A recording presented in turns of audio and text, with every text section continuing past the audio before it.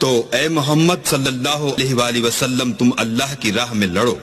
تم اپنے سوا کسی کے ذمہ دار نہیں ہو، اور مومنوں کو بھی ترغیب دو،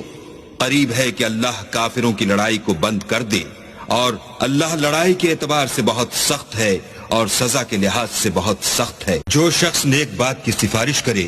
تو اس کو اس کے ثواب میں سے حصہ ملے گا، اور جو بری بات کی سفارش کرے اس کو اس کے عذاب میں سے حصہ ملے گا، اور اللہ ہر چیز پر قدرت رکھتا ہے۔ اور جب تم کو کوئی دعا دے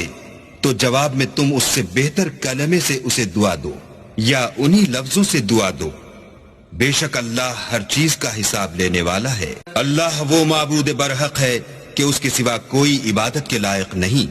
وہ قیامت کے دن تم سب کو ضرور جمع کرے گا، اور اللہ سے بڑھ کر بات کا سچا کون ہے؟ تو کیا سبب ہے کہ تم منافقوں کے بارے میں دو گروہ ہو رہے ہو، حالانکہ اللہ نے ان کو ان کے کرتوتوں کے سبب اوندھا کر دیا ہے؟ کیا تم چاہتے ہو کہ جس شخص کو اللہ نے گمراہ کر دیا ہے اس کو رستے پر لے آؤ، اور جس شخص کو اللہ گمراہ کر دے تم اس کے لیے کبھی بھی رستہ نہیں پاؤ گے؟ وہ تو یہ چاہتے ہیں کہ جس طرح وہ خود کافر ہیں اسی طرح تم بھی کافر ہو کر سب برابر ہو جاؤ، تو جب تک وہ اللہ کی راہ میں وطن نہ چھوڑ جائیں ان میں سے کسی کو دوست نہ بنانا۔